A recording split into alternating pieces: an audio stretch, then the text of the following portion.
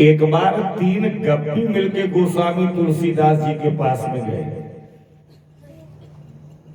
गप्पी माने जानते हैं आप? जो बैठे बैठे बातों के द्वारा हवा में गांठ बांध रहे।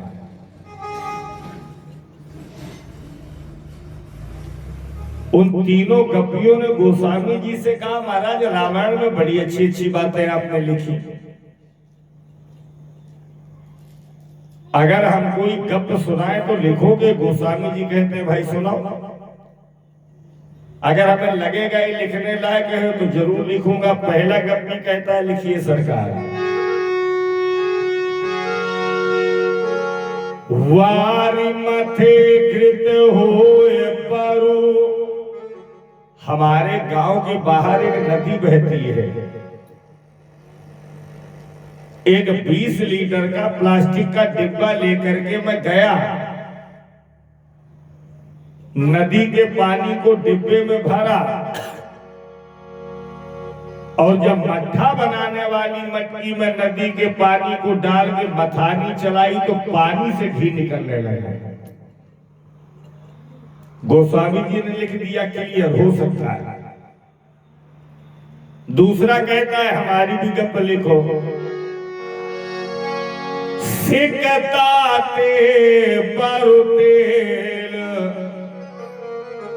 इन्होंने नदी का पानी भरा तो मैंने नदी के किनारे की बालूबा ने रेती भरी, और जब तेल बनाने वाले कारखाने में नदी की रेती बालू को डाला तो एक तरफ तेल दूसरी तरफ खरी निकलने लगी। तुलसी बाबा ने लिख दिया, हो सकता है। तो तीसरा गप्पी कहता है, सरकार हमारी भी गप लिखो। एक ऐसे व्यक्ति को मैंने देखा जिसने कभी भगवत भजन नहीं किया, कानों से भगवान की कथा नहीं सुनी, पैरों से गंगा स्नान नहीं किया, नेत्रों से कभी परमात्मा के दर्शन नहीं किए, और जब ऐसा व्यक्ति मर के गया तो सीधे भगवान के धाम को गया। गोस्वामी जी बोले, तबीयत ठीक है? कामठ पीठ जामहि बरुबारा। कछुए की पीठ पर 4 हाथ लंबे बाल खड़े हो जाए, हो सकता है। चंद्रमा से अमृत की जगह जहर निकलने लगे, हो सकता है। लेकिन बिना भगवान के भजन के, बिना भगवान के गुणानुवाद के, बिनु हर भजन न भवतरी, ये सिद्धांत अपेल। ये जीव अगर चाहे कि हम संसार रूपी भवसागर से पार हो जाए तो धोने वाला है नहीं।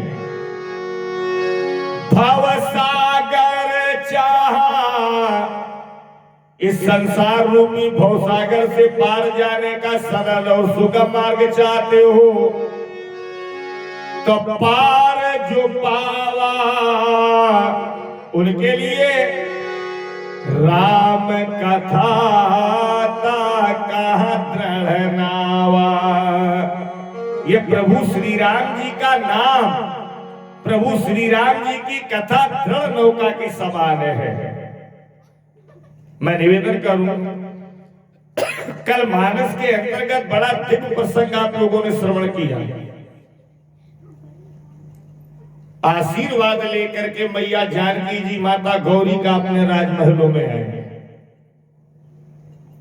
फूलों का देना दोना लेकर के प्रभु श्री राम विश्वामित्र गुरु के पास में आए तो दोनों को आशीर्वाद देना, सुफल मनोरथ हो तुम्हारे। जब प्रातः काल हुआ तो महाराज जनक जी ने अपने गुरु सतानंद जी को भेजा। विश्वामित्र जी के साथ राम लक्ष्मण को लेकर के गुरुदेव पधारे तो गोस्वामी जी ने लिखी है मानस में अर्धाली।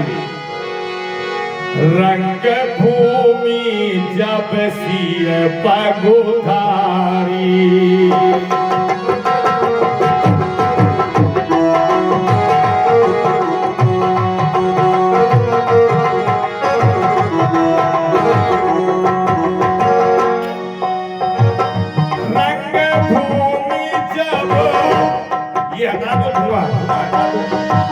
रंग भूमि जब सिय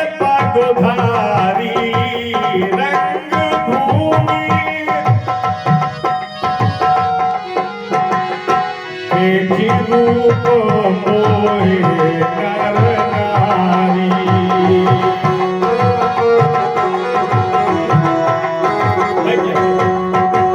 देखी रूप मोहे नर नारी।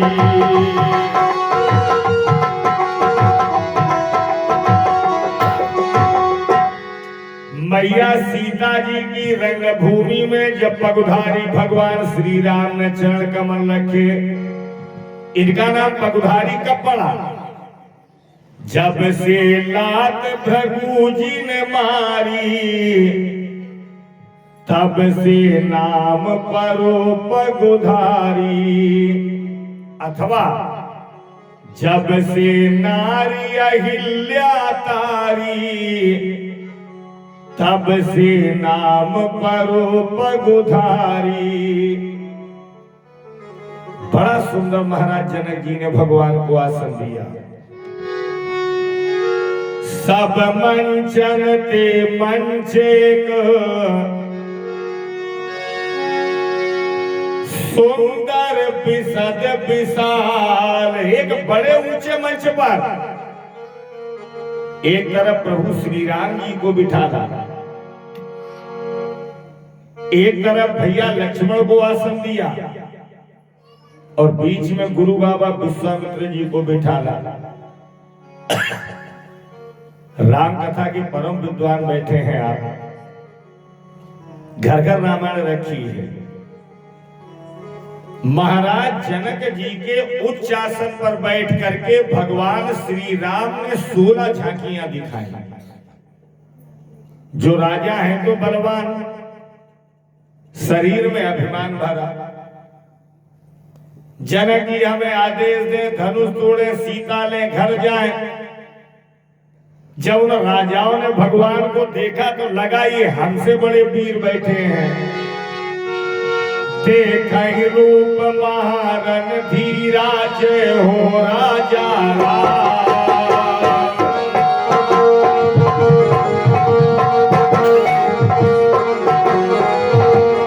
देखहि रूप महारन धीरा, जय हो राजा राम।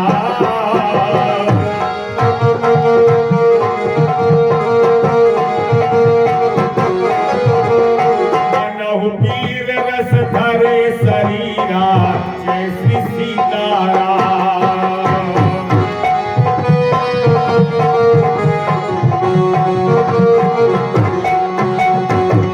जनक जाति आओ लोक ही कैसे, सगे सजन प्रिय लागे ही जैसे।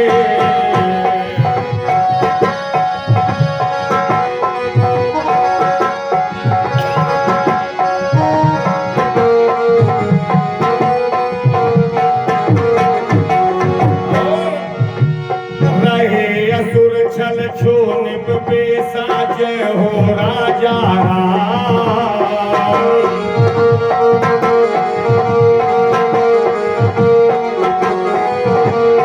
इन प्रभु प्रकट काल सम देखा, जय श्री सीताराम।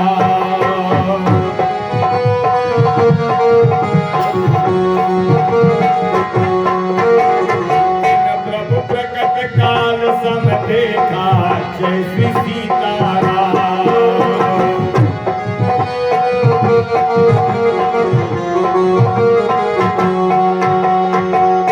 जो राजा बेश छिपा के बैठे उनको लगा कि मेरे काल बैठे हैं। जो भगवान के भक्त बैठे हैं दरबार में, उनको लगा जिनकी मैं सुबह शाम आराधना करता हूं, मेरे इष्ट देवता मेरे सम्मुख बैठे हैं। महाराज जनक जी के जो परिवार के हितू रिश्तेदार व्यवहारी है, कोई जीजा के रूप में भगवान को देखे, कोई फूफा के रूप में भगवान को देखे। आंखें वही हैं, देखना बदल गया। पैर वही है, चलना बदल गया। जिह्वा वही है, बोलना बदल गया। मैं निवेदन करूं, तुलसी बाबा लिखते हैं 10,000 राजाओं के नेत्रों का वर्णन हम कहां तक करें। तो एक ही चौपाई में सब कुछ समेट दो। जे ही कह रही